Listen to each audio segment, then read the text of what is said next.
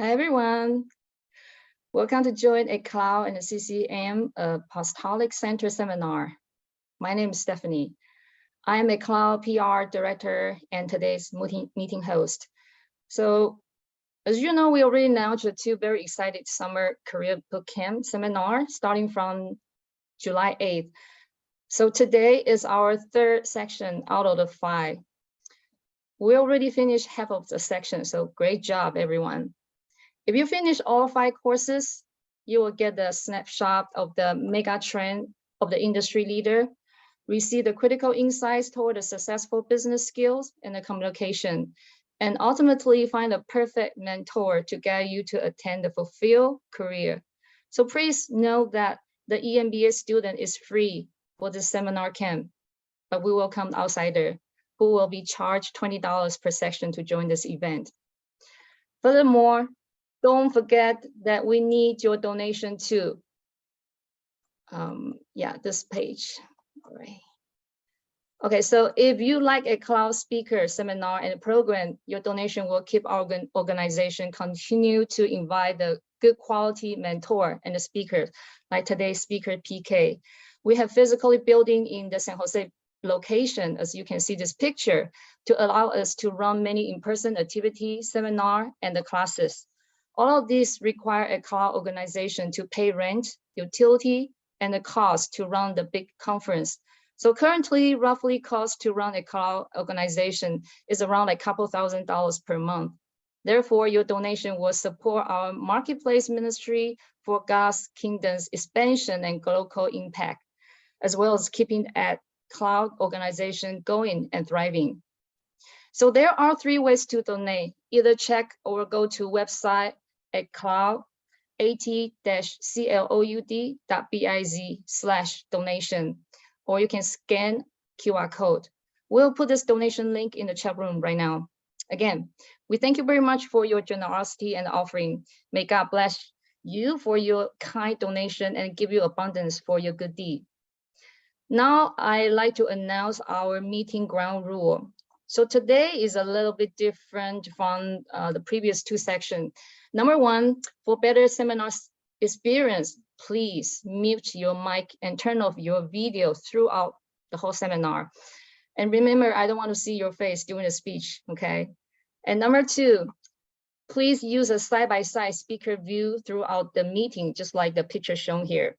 Number 3, if you have any question during the seminar, please feel free to post your question in the chat room. We will address the question when time is appropriate. And after the presentation ended, we'll have about 10 minutes Q&A. So you can turn on your mic and camera to talk to our speaker, PK, about your question during the Q&A section. Number 4, we have a 30 minutes breakout section today. So please click the join breakout room button after we activate the breakout room feature.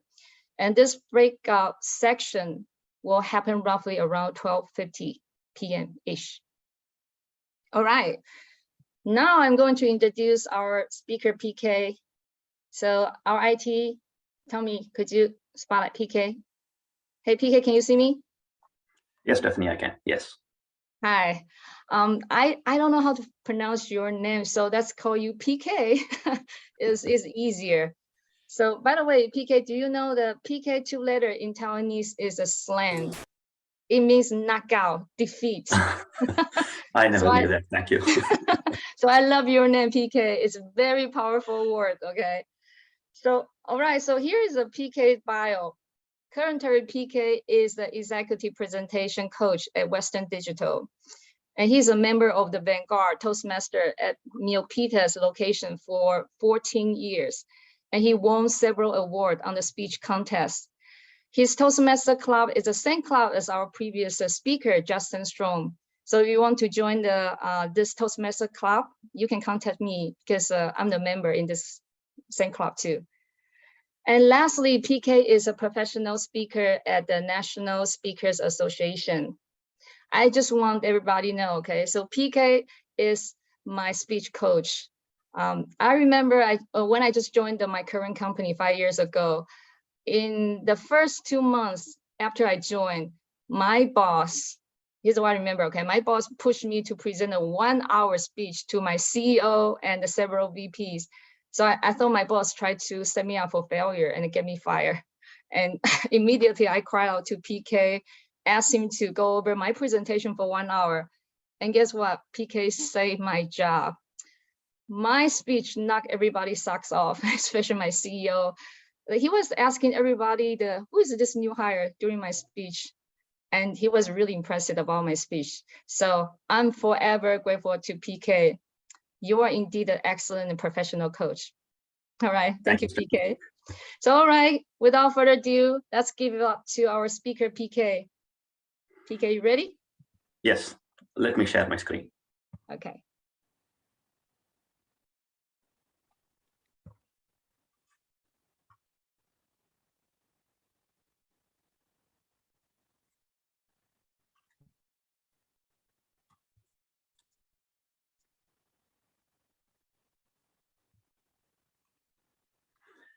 Do you see my screen? Yes. Thank you, Stephanie. Thank you very much for your wonderful introduction about me, and I'm glad to hear that my feedback helped you. Great to hear that. Good afternoon, everyone. I'm very much excited to share my knowledge on assertive communication skills. And I'm going to start the session with a couple of questions that I want you to answer for yourself. Number one, are you struggling in your professional career and you're finding it hard to get the promotion that you deserve? Number two, in your personal life, are you finding yourself often in situations where people are taking advantage of you? If these two are the scenarios that you are often facing in your life, that is, you're not getting the promotion that you want, and you often find yourself in a situation where people are taking advantage of you, the main reason is because that you might be lacking an assertive communication skill set. Let me give you another scenario for you to think about. Imagine that you are standing at the airport with a person standing next to you.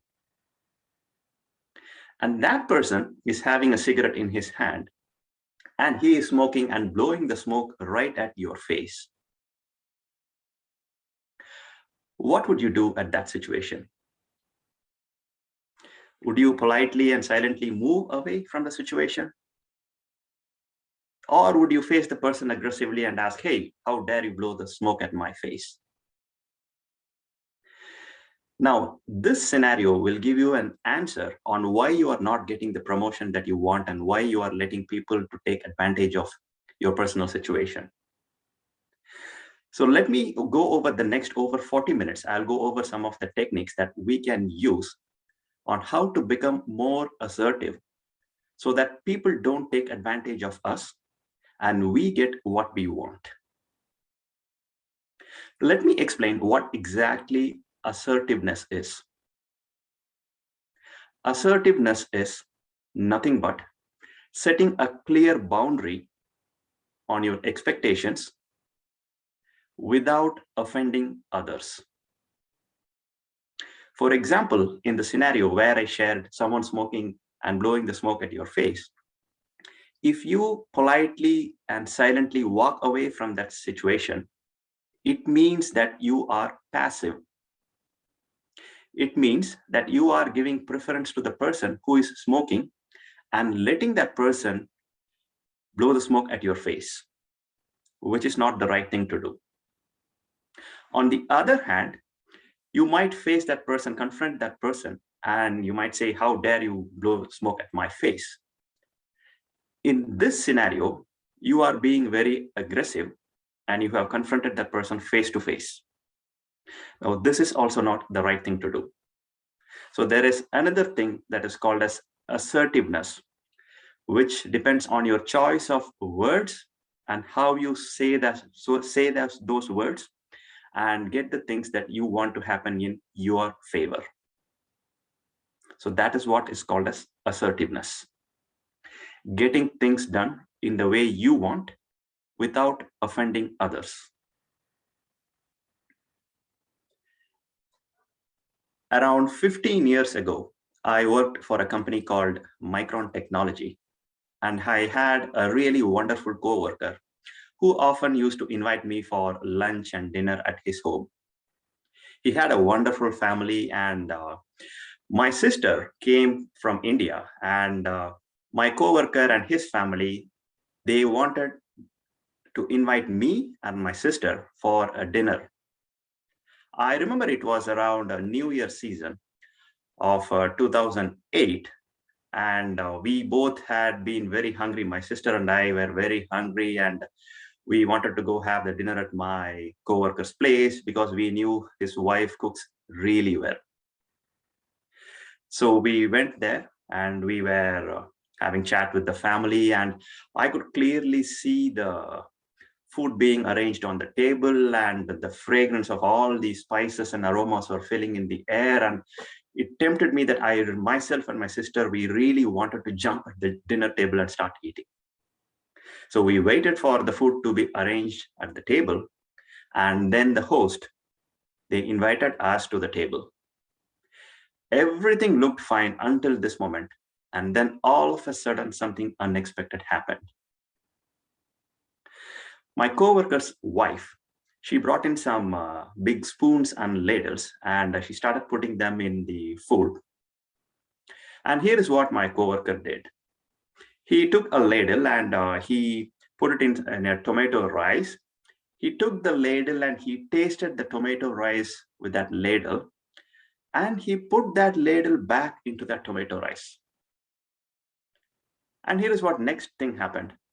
His wife came to the table, and she also took the same ladle, and she took some tomato rice and she tasted it, and she put it back in that same bowl where the tomato rice was there. And it didn't stop there. His father-in-law, and he came and he took the same ladle and he took the tomato rice and he tasted it with the same spoon, and they all three put the same spoon back at the table, food that was to be served. Now they didn't stop there. They tested all the dishes that were at the table, and they started discussing.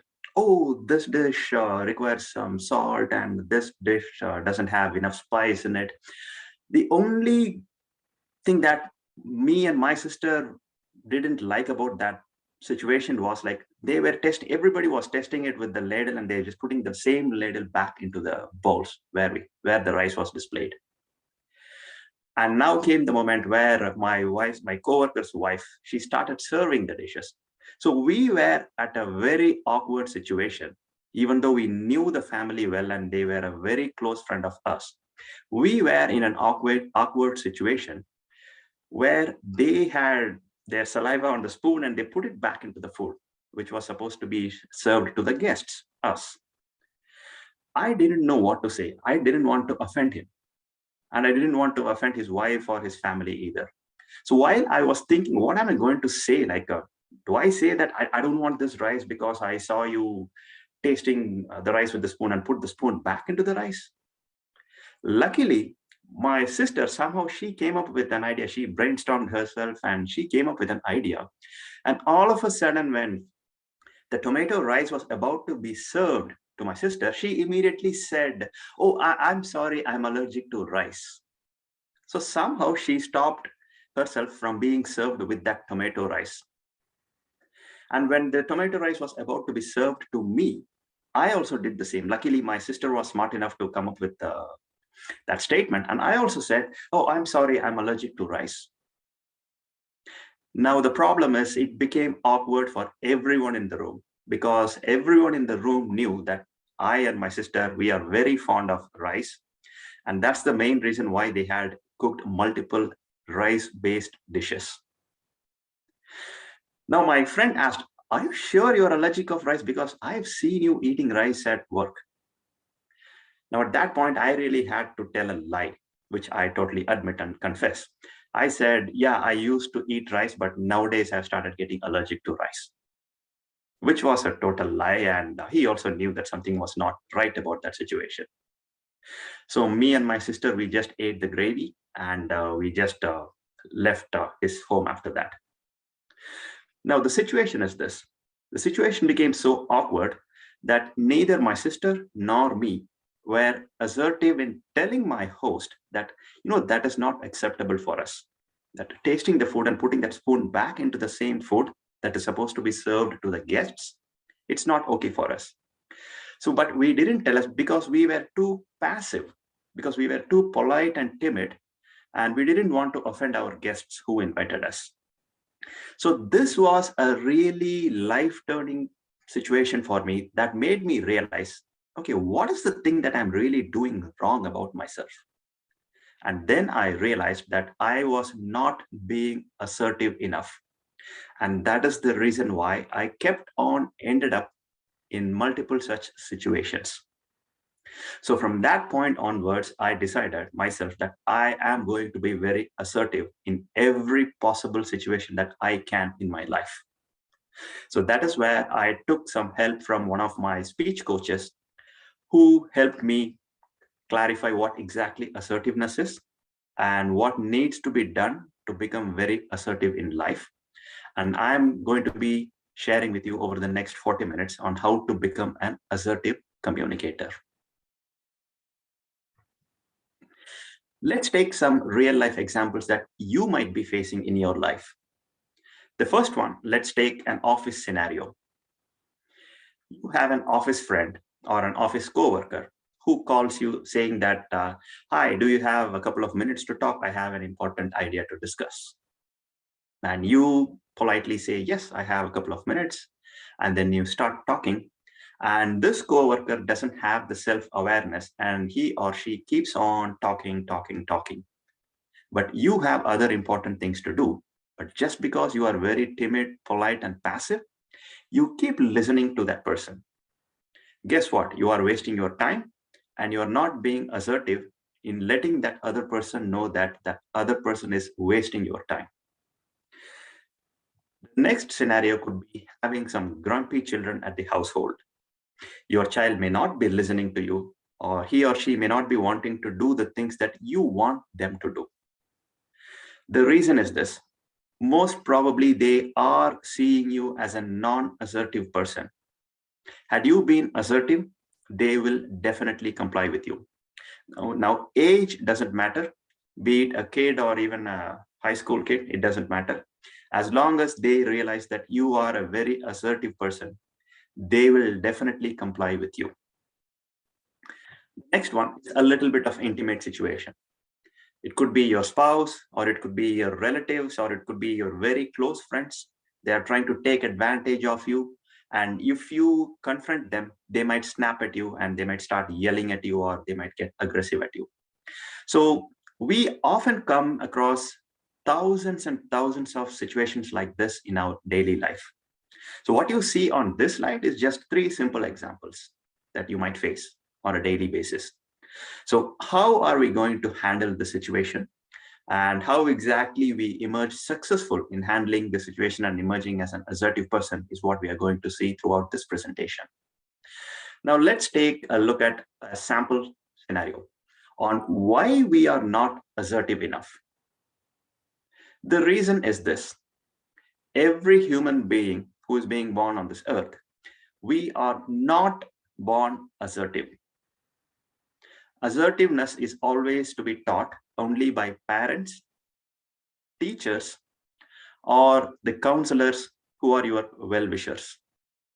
Unless these three people don't teach you what exactly assertiveness is, there is no way for us to learn what exactly assertiveness is. And here are a couple of things that assertiveness does for us. It protects us from being bullied, not only as a child, but even as adults. For example, your manager could be bullying you, your coworker could be bullying you, irrespective of our age or situation, wherever we are in our life. Bullying happens everywhere. It happens even on the road rage incidents. You might be even getting bullied. So whatever happens, your assertiveness is the topmost skill that will help you come out of that situation. And assertiveness, it also promotes quality relationships, and it improves our self-worth and self-esteem. That is where assertiveness plays a very important role in improving our confidence, our self-esteem, and as a result of which our quality in our relationships improves. Now let's take a look at what is the right thing to do and what are the wrong things that we might be currently doing while communicating with others. The situation could be anything. So let's take a look at this blue circle that you see is you. And we as humans, we always focus on only one thing. That one thing is what you want as an individual. Now, when you are communicating with the other person, that other person is going to be this yellow circle. And they are always focused on only one thing, on what they want. So they don't care about what you want. And most unconsciously, we don't care about what they want. So this is where the trouble starts to begin. If we focus too much on what we want, then we might appear aggressive. So this is where people start confronting others with an angry tone and things start turning into a fight. It most probably will end up as a fight if we are aggressive. On the other hand, if we are very timid, polite, and very respectful persons, what happens is we act highly in a passive manner. So what happens in a passive situation is you give preference to others, and unconsciously or subconsciously, they take advantage of it. They very well know that you are going to comply with them, and definitely people will take advantage of it. So this is the problem with being very passive. So two problems. If you are aggressive, most probably you will end up with a fight. If you are too passive, people are going to take advantage of it. So what is the right thing to do?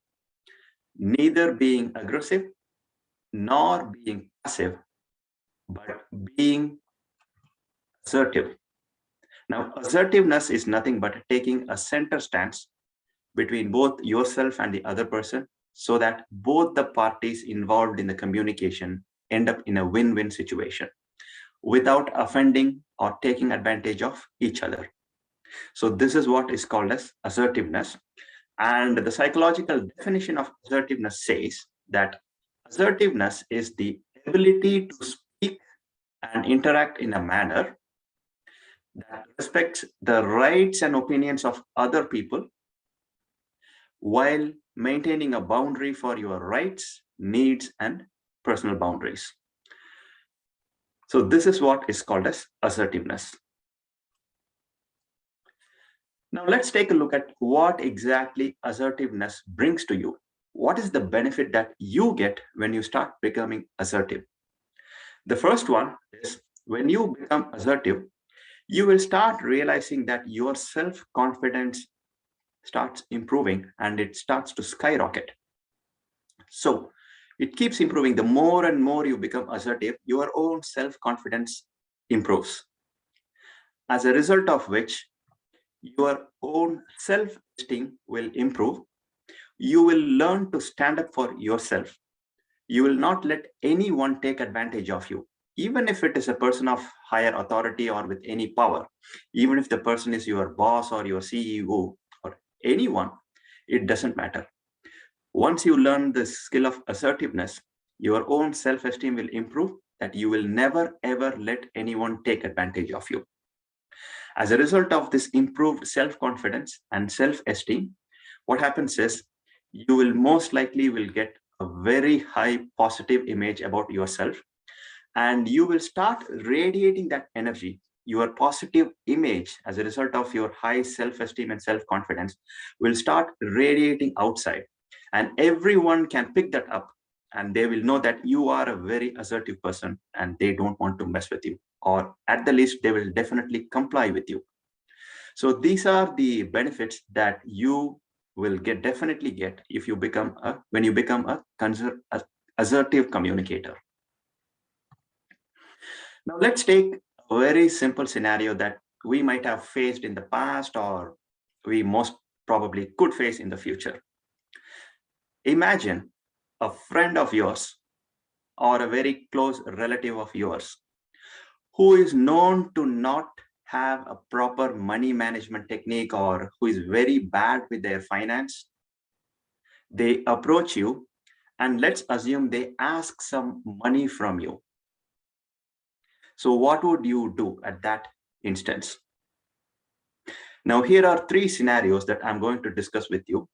And most probably, you would find yourself in the first two scenarios. The first scenario is this.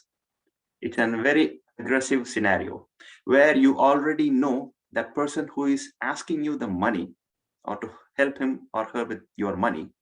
You know that person is financially very bad and they are not very good at financial management. So an aggressive response would be like, absolutely not. You always ask for money, but you need to start learning how to manage your finances before I can help you.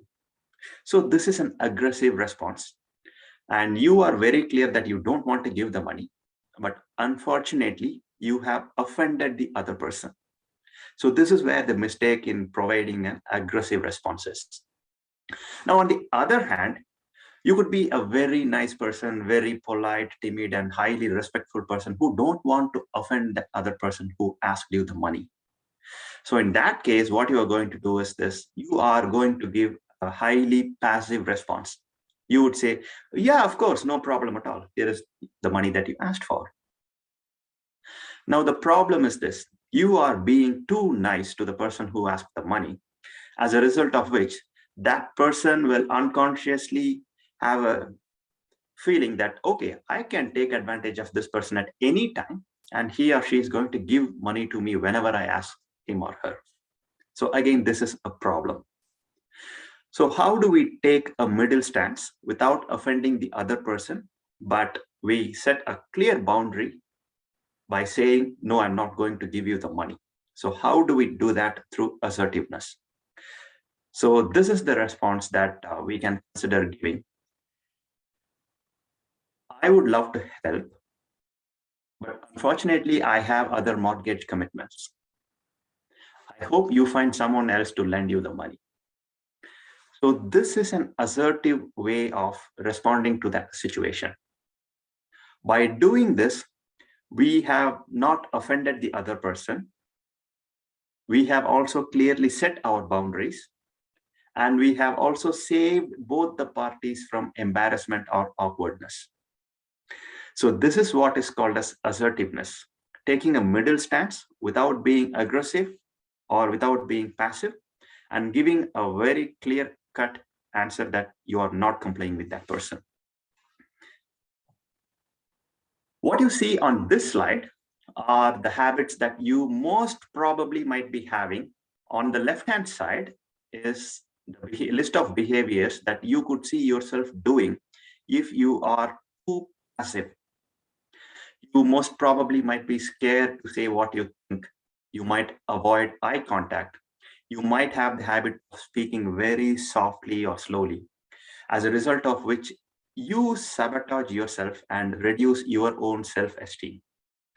And your body language becomes smaller. Most probably, if you are passive, you might notice yourself really shrinking yourself and tying your hands like this. It happens unconsciously.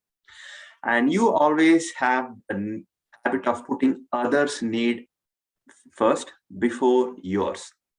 There is nothing wrong in it, but the problem is people will start taking advantage of it. So that is where the problem is. And you don't have the ability to say no to others' requests because you are trying to be too nice and you are always trying to please others. Now, all these habits, they happen unconsciously without your own knowledge.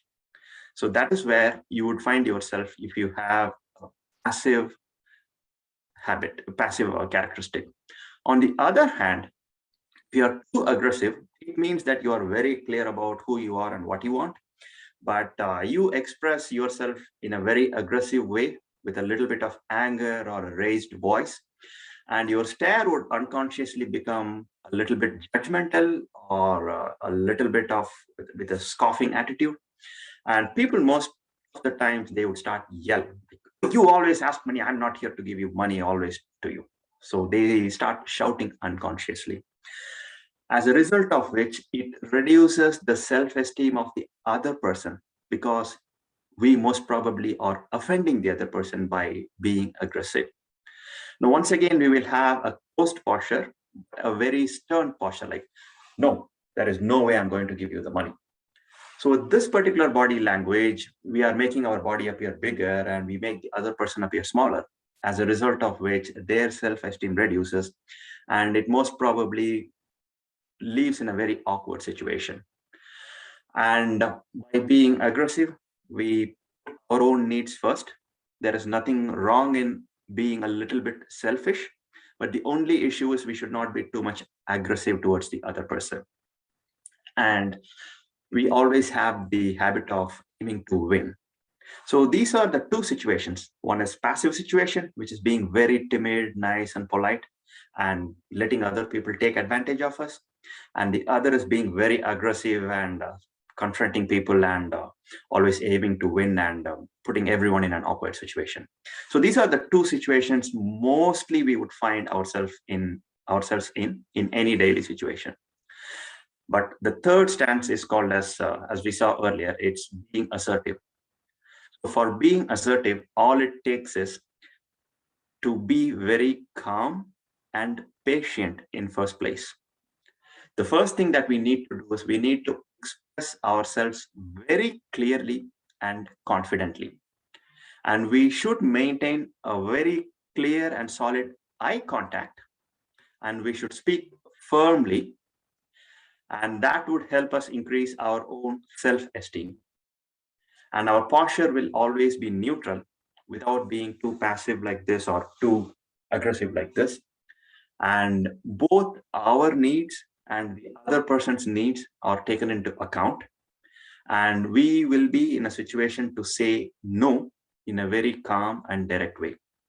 It doesn't have to be only for the purpose of saying no, but it is also for the purpose of making other people say yes to us. For example, if your children have a really messy room and if you really want them to clean up the room, you can use this assertiveness to make them say, yes, I will clean up my room. So it's not only for saying no, but it's also for saying yes. So let's take a look at some of the examples and the techniques that we can use.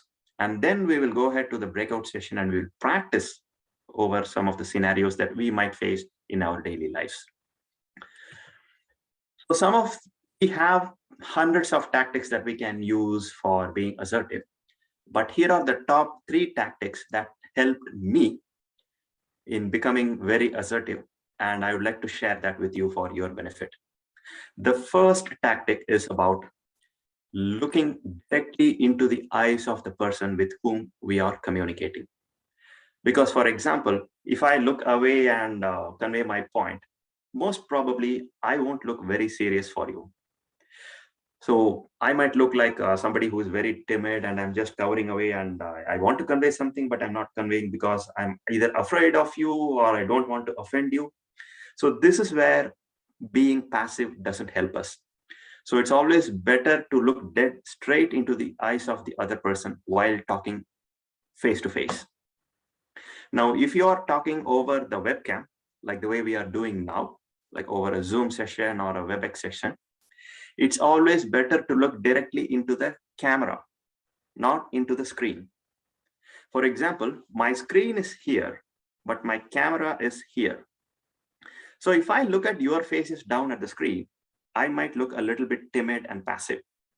Whereas if I look dead straight into the camera, for each and every one of you, it might appear as if I am looking at your eyes and directly into your eyes. So this is the first tactic that we need to learn if you want to become assertive. Just learn to look dead straight into the eyes of the person with whom you are talking. The second one is about having a very firm and strong voice. Now, most of us have the habit of suffering with speaking in a very meeky fashion or a very timid fashion. It is okay, but when the time demands that you need to be assertive, it's always better to have a very firm and strong voice. Now, most of us are not gifted with a strong voice. So this is where a technique that I learned from one of my speech coaches helps. Let's imagine that you have a dog, and that dog is always having the habit of chewing up your curtain, your window curtain. So how would you correct the dog? Will you say, hey, don't do it? Or will you say, hi, don't do it? Or would you say, hey? So this is where the difference comes in. You just make your voice strong enough only for that moment and pause. So that will be a very powerful technique whenever your situation demands that you need to have a strong voice. Just raise your voice only for that moment and just keep quiet after that. So that is a second powerful technique. And the third one is about being crystal clear in your choice of words. Let's take a look at the examples in the next upcoming slides. But the point to remember is this: don't beat around the bush or don't make your statements really vague. Use as minimum number of words as possible and convey your message. Minimum number of words is the better choice because it conveys your message very clearly and it gives time for the other person to think about it. For example, I'll give you a very simple example. If you could say your children, I would like to have your room cleaned up. So it's a very clean, very crystal clear message that you are conveying to your children. On the other hand, if you say, hey, I see your room to be very messy and we are having guests coming up. If you keep on extending the statements, it's not going to be effective. Just get to the point and convey the message. And here is a trick. If you can get your message in less than 5 words, that would be the most powerful way of being assertive and conveying your message to the person with whom you are communicating with. Let's take a look at some of the choice of words that we have. Always consider using statements like, I would like. Imagine that you are at a restaurant and you want a cup of warm water. Instead of asking the waiter, can I have a cup of warm water? It's always better to ask or say, I would like a cup of warm water, please.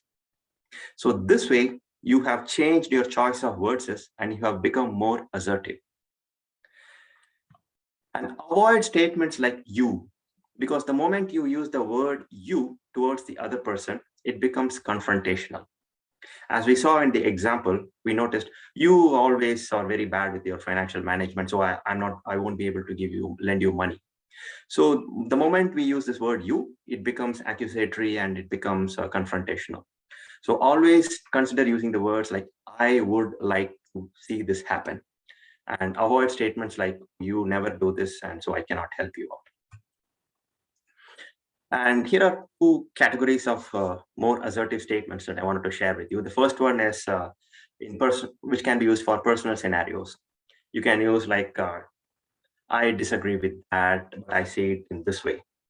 And thanks for thinking of me, but I'm going to say no to this time, because sometimes people might invite you for dinner or party and you may not be able to attend. So you can be assertive by saying, thanks for thinking of me, but I'm going to say no this time. And the next one you can say is like, if you're having a conversation, if the other person is not willing to participate, you can be assertive and say like, please don't walk away from me while we are having this conversation.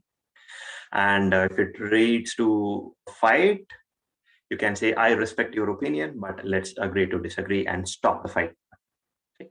And when it comes to professional environment, if you want to talk to your manager or your boss, you can say, and if you're demanding a raise or a promotion, you can say, I have increased my sales by 10% and I believe that I deserve a raise. So as you can see, the whole point has been conveyed in this one statement, very clear in a strong note, and look directly into the eyes of the manager and deliver the statement. And if someone dumps their work on you, you can say, unfortunately, I cannot take any more tasks at this moment. And the next one, you can say, if somebody offended you with any statements they should not have made, you could say, I know you didn't mean it, but I feel offended by your comment. You are making clear and assertively very clear to the other person that you have been offended and don't want that same thing to be repeated. And if somebody is always late to your meeting, clearly tell them, next time I would appreciate if you show up on time. So this message has been conveyed very clearly. And these are all called as assertive statements. Choice of words is up to you, but just consider keeping it really short and dead straight to the person to whom you are delivering it. Now, how do we deliver this? Okay, we know what to do, and there is a particular sequence of steps that can be done. This is called as ERA technique. In English, there is a word called as ERA, ERA, which means a particular time period. So whenever you find yourself in a situation where you want to exercise your awkwardness, you can think of this statement in English. This is the era from which I'm going to be assertive. This is the era from which I'm going to be assertive. So that would remind you of this ERA technique, the ERA technique. So let's take a look at what exactly this ERA technique is. E stands for empathy. That is, when we are in a situation where we have to be assertive, first we have to act in a way as if we are empathizing with the other person. And then build up our case, give a reason why this is not acceptable to us. And then prompt an action from the other party on how you would like to see things happen. It's very simple. It's called ERA, ERA technique. To remember that, just remember this. This is the moment, this is the era from which I'm going to be very assertive. So E stands for empathy, where you would be empathizing with the other person. And then you give a reason why you don't like it, or why you want certain things to be not the way, or how you want the way you want them to be. And then prompt an action. Now let's take a look at a couple of examples. In the same scenario that we saw 20 minutes earlier, imagine one of your friends come to you and they ask for money. So first we are going to empathize with them. We are not going to be passive. We are not going to be aggressive, but we are going to be assertive, and we are going to tell them, no, I'm not going to give you the money. So how are we going to do that? The first thing is empathy. I understand your situation and would love to help. So this is called as empathizing. So when they ask for money, you are letting them know that you have understood that person's situation. And then you give your own reason on why you cannot help. Well, unfortunately, I have some medical bills to pay, or I have some mortgage payments to make. So you give your own reason. It's totally up to you. But whatever reason, you can make it up. And then prompt an action item on what you should do next. I hope you can find someone to lend you the money.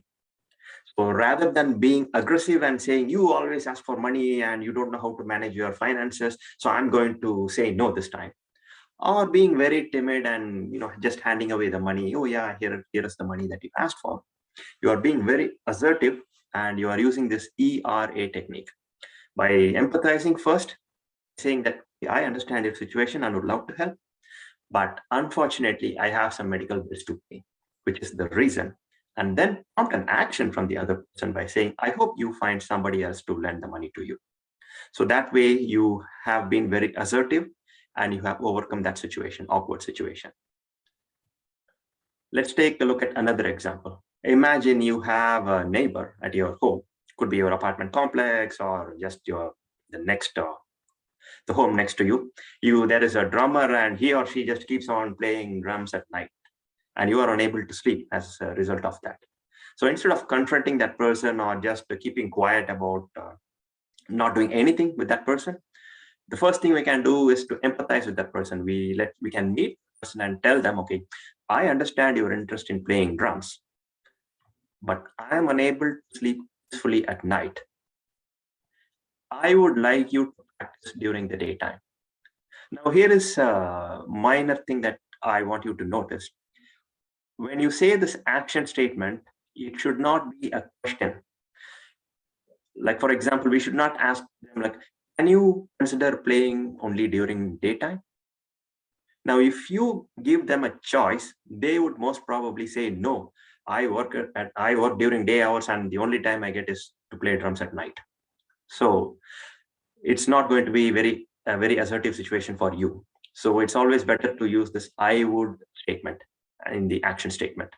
I would like you to practice during the daytime. So that would be a better way to put it in an assertive fashion. Now let's take a look at how exactly this ERA technique works psychologically. Empathizing, the E portion, it makes the other party feel that they are being listened to and connected with. I've given two scenarios here. The left side scenario is where, let's assume that you have a person who always talks really loud and they talk really close to your ears and it really rings in your ears. On the other hand, on the right hand side, there's a scenario where you have a person who doesn't even open his or her mouth. They are very meek and they're very silent and too much introverted even to open their mouth. So in that case, we are going to give a reasoning on how their habit pattern is affecting you. If the person is talking too loud, we can give a reasoning saying that when you talk too loud, it makes me scared. Or you can even say, when you talk too loud or closer to my ears, it's really, my ears are really paining. It's painful for my ears. On the other hand, if the person who is too introverted and doesn't even want to open his or her mouth, you can give a reasoning saying that you're too silent. I'm really confused because I really don't know what is going on in your mind and I'm unable to understand. So this is where we prompt an action. First, we empathize, then we give a reason, and then we prompt an action from them that clearly tells with these words, I would. So on the left-hand side, if somebody who is speaking really loud, it's better to consider saying, I would like you to speak softly. And likewise, for the person who doesn't even talk to you, it's better to say, I would like you to be open with me. Very simple ERA technique. Even if you had not practiced it until this moment, I would repeat it that this is the era from which I want all of us to start practicing this ERA technique. Okay, now you might have a question. Okay, I have started practicing the ERA technique, but what if the other party doesn't even comply? I have told them like thousands of times, but they are not complying with me. So this is where the next technique called the broken record technique comes into picture. Now, around 40 or 50 years ago, we had this, vinyl discs for playing music. And as you know, each track here, it had a song in it. Unfortunately, if the disc had been damaged or it had a crack in it, the playing needle would slip back to the same track. So you might have noticed that you would have started hearing the same song over and over again. And that is what we are going to do to the people who are going to do the same thing over and over again to us. So what you see here is a very simple scenario. Imagine that you are talking over the phone to a customer service agent, like a credit card company agent, who is supposed to give a refund to you, but he or she is giving only reasons why a refund cannot be given to you. So all you have to do is practice that ERA technique and keep on reiterating like a broken record by saying like, yes, I would like a refund. Yes, but I would still like a refund. I heard what you said, but I still want a refund. So every time the person gives some other reason why a refund cannot be given to you, just keep on reiterating the same statement over and over again. So this is what is called as broken record technique. Let me quickly summarize. We only have like 2 minutes of the 45 minutes time limit. The first thing is for being assertive, the blue circle is you and it denotes what you want, and the yellow circle is the other person and that denotes what others want. And if you are too much focused on yourself, you would become aggressive. If you are too much focused on the other person, you would become passive and they would take advantage of you. So it's always better to take a middle stance and be assertive. For being assertive, we are going to practice the ERA technique. E stands for empathy, where we first empathize with the other person and make them feel as if we understood that person. Then we give reason, R, telling them why we cannot comply with them or why we cannot favor what they are asking to do us. And next we prompt an action item from them. So this is called as ERA technique. And the top 3 tactics that we saw were, whenever you practice this ERA technique, always look dead straight into the eyes of the person to whom you are talking to. Keep your voice very firm and strong, and always use minimum number of words and be crystal clear in your message that you want to convey. So now I would like to thank your patience for listening to me. And now we will move on to the breakout session, where we are going to have sessions handled by 4 champions, myself, Stephanie, Kovey, and Michael, I assume. So what we are going to do is, you are going to see some scenarios, and you are going to practice on how to be assertive in those scenarios. So let me stop sharing now and hand over the meeting back to Stephanie for the breakout session room.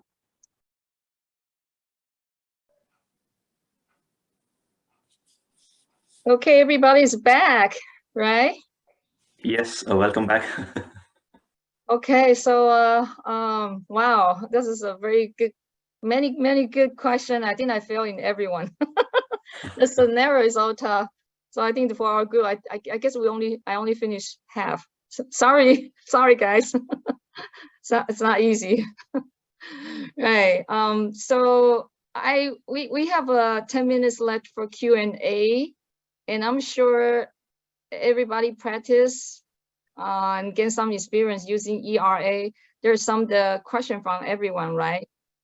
So now you guys can turn on the camera and the mic and just yeah, talk to the speaker, PK, for any question you guys have. Anyone? Oh, I have a question, because like my boss said, okay, if somebody offer you a better job, let me know, so I will give you more than $10,000. So when people offer me a job better than that job, then the first time I just tell him, I said, somebody offered me a job, then he take it. But it took a few months, he never mentioned to promote me. But of course, he want to wait for like an evaluation. But why it took so long, he did not even mention. Because my son always like a very polite. So he could get a better job, but he liked the current job. So how can we confirm to the boss, say what you say you did not promise, you did not do it? So how can we say that professionally? Yes, thank you. It's a great question. So the situation is, I understand the boss who promised you something didn't give you that thing. So Yeah. again, it's the same ERA technique. First, we first empathize with them, telling that I understand that you must have been busy and you must have forgotten what we discussed, and then give a reason by saying that I like this job very much, and that's the reason why I'm sticking with here rather than going outside. And I would like you to address this issue maybe by this week or the week after that, or at the earliest hour at your convenience. So because the point is, if we are very polite and timid, again, people are going to take advantage of us. So this ERA technique, it's just a three-liner technique. I understand that you are busy and you must have forgotten it, but I am in a situation where I need to take a decision. So I would like you to help me with this, or just bring this to a closure or something. It's up to you to how you frame the sentences. Yeah. Does that answer your question? Yeah. Okay, thank you. I have a question for you, PK. Please, Julie. Yes, so we have a good neighbor next door whose tree, a 3-story tree, is right against our wall. And over time, this tree has grown so much that the roots have buckled the sidewalk where the pedestrians can walk. So we've been kind of holding back because we don't want to disturb this neighbor friendship. But this is becoming a danger to pedestrian and potential liability. So the only solution is to remove that tree that is so endear to them, that's grown over 20 years to be more than 3 stories tall. So when the only option is something that is so devastating for the neighbor, how am I supposed to approach this? Yes, again, it's a very touchy topic, and you're going to address something that is really very close to the heart of the other person, that tree. So again, a very simple ERA technique. First, empathize with them. Like, I really love the way how you are so close to the trees, and I really love the way how you have brought this tree up for the past 20 years. Unfortunately, I see that it has started buckling up the pedestrian way, and in fact, last week I fell down, or my children got tripped and they fell down. So just paint a picture on that, and then give an action item like, I would appreciate, or I would like to see some action being taken on this, or if you could help do something, or if you could help address this situation, because that way they will definitely understand that they have to do something about it. So start with, I understand, or I love the way how you treat the trees, and then you give the reasoning that, okay, I tripped, or my children tripped, and they bruised themselves, and then give an action item. I would like to have you address this issue at the earliest, for the benefit of everyone, or the benefit of something like that. Again, the choice of words is up to you, based on the situation. It's totally only these three techniques. As I was sharing in my breakout session, it doesn't have to be in English. Whatever language you speak, whatever mother tongue you speak, and whatever situation you are in, just consider using this ERA technique. It works like magic, and it solves every possible problem. It's just, this ERA technique is like a magic for me. So that's the reason I'm sharing with you all. Great. Thank you. Thank you. Sorry, you want to go ahead? You have a question? We cannot hear you. I still cannot hear you. Star, we cannot hear you. Maybe you can type it in the chat. Yeah, just type in the chat. Star already typed in the chat. So PK, could you? Oh, okay, I see it. Yes. Star has asked, like, could you showcase how you tell the friend who has bad breath and being not so close to my face? Yes. Again, the ERA technique. First, we empathize with them. I understand that you love to talk with your friends, and I really appreciate the fact that you are sharing a lot of things with me. And the next one is reasoning. But I noticed that you are talking too close to my face, and I'm feeling a little bit uncomfortable about it. Or maybe you can even say, like, looks like you had some garlic, and I'm feeling a little bit uneasy about the garlic smell. So I would like you to step away a little bit and have a discussion, so that we could enjoy this discussion for a longer time. So again, it's up to you. If I were in that situation, these are the words that I would choose. But it depends on the person. So, but again, ERA technique, yes. Yeah, that's a very good answer. I like it. Yeah, we discussed this question in our breakout room, and my answer is I'll just hand over the chewing gum. Do you want one? So this is a PK. We also discussed in our group that sometimes our culture not train us to be very vocal, and it's really different. Cultures are different, so sometimes we maybe use a more body language to kind of hint people, hey, we don't like it, or yeah, please do this, do that, instead of the verbally. So this is just something that our group discovered, and thanks to the mentor, the Jerry. Yeah, he bring this up, and I found this also very helpful. What do you think, PK? Yes, Stephanie, I totally agree with you. It's not just the words, but it's also the body language, and how we look at the person, and how we maintain our posture, and how we maintain our tone. For example, let's say if somebody has borrowed money from me, and if they haven't returned it yet, I really have to be very firm and strong in my voice. For example, if I say, okay, I understand that you have some problems, but I also have some financial commitments. I would like to have you return my money back. So if I talk like this, my body language doesn't even suit that situation. Like, I was looking down, I was like timid, and I was quite afraid. Whereas if I look dead straight into the eyes and say, I understand that you have some financial problems, but I too have some financial problems. So I would like to have you return my money by the next weekend. So if I finish it like this in a strong, firm voice with a proper body language, the free body language, not like a closed body language, it really conveys a lot of message non-verbally, not just verbally, but non-verbally. So that way, everything adds up and makes sure that we are really assertive and the person understands that. Excellent. Yeah, I agree. I think our wording and also body language are both equally important. We can use both. That'll be perfect. More assertive, right? Yes. Yeah, we have only 1 minute to go, so I'm going Okay, to. I have one question there from Sarah, so maybe I can answer that. That's a question. She says, for example, a mistake member made, however, she tried to hide it furthermore, she tried to blame on you. Okay, so what if somebody doesn't want to take responsibility for their mistake and blame it on you? Be assertive on that. Don't be timid and accept whatever happens. Just tell them that, okay, I understand that a mistake has been made, but I see that the blame is being put on me, but I would like to see the person to step up and take responsibility for whatever the mistake the person did. So these are the 3 steps I would say if I were in that situation where somebody is blaming me. So be assertive and let them know that you are not the person who is to be blamed, and let the person take responsibility, whoever did that mistake. So that's the point I would say in ERA technique. Oh, I love your answer, because it happened to me all the time.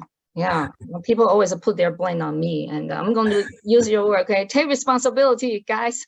Yes. Okay, so I hope these. So can I have one more question to PK? This is Vicky. Okay, the last sure, one. please. Yes. Yeah. So PK, do you?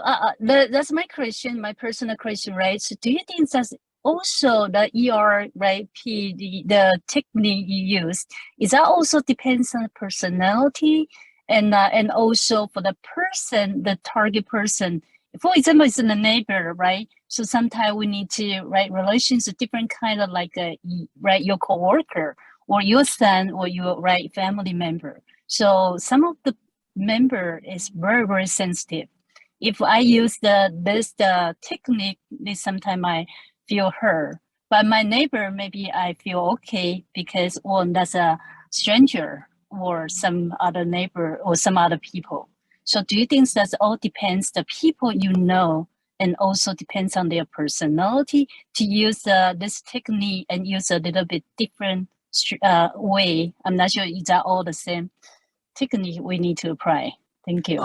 Yes, Vicky. Yes. To phrase it in short, what if the person is too sensitive or too close, and if the person takes it in a wrong way?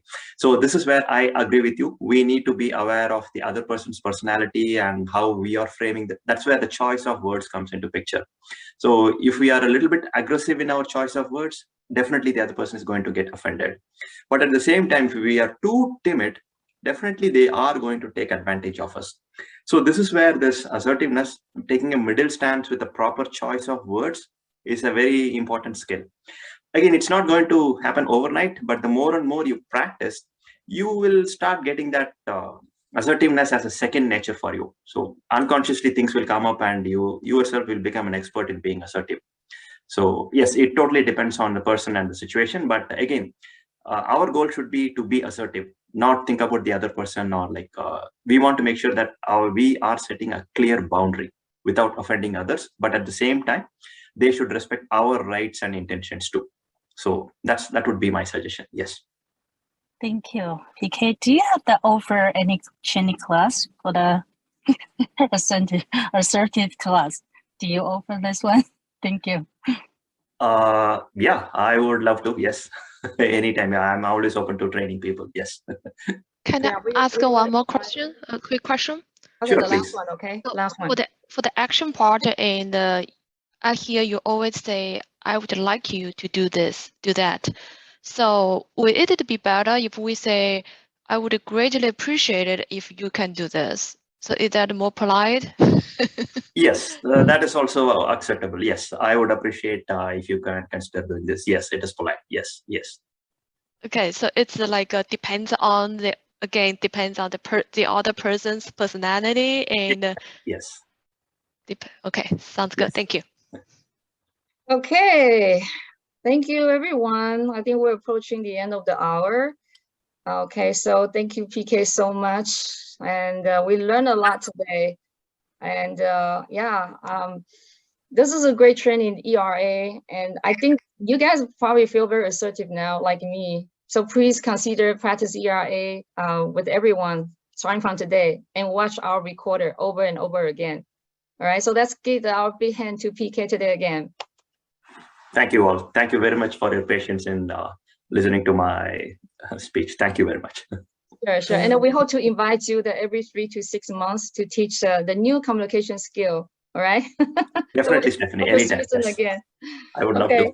to. Okay, thank you, PK. So our next seminar will invite the speaker, Dr. Jerry Liu. Yeah, Chinese Liu, okay. He's our mentor, and he's going to talk about breaking the glass ceiling. And it's going to be 2 weeks from now, Friday. And this is a very, very important, very good classes for especially Chinese American. And I hope to see you guys, all of you again, okay? All right, so thank you, PK, and our audience for your attendance, and have a nice weekend. God bless all of you. Thank All you right, very Matt. much. Have a nice weekend. Thank you.